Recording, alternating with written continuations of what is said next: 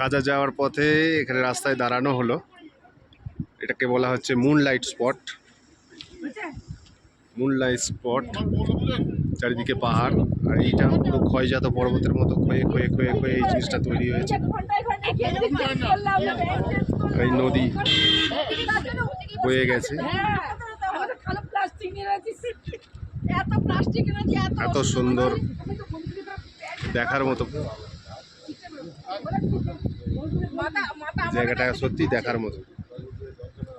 Grand ক্যানিয়নের মতো নাকি গো এটা? গ্র্যান্ড ক্যানিয়নের মতো, গ্র্যান্ড ক্যানিয়নের মতো ক্ষয়ে তৈরি হয়েছে এটা। এদিকে পাহাড়, এদিকেও পাহাড়, এদিকে নদী বয়ে যাচ্ছে।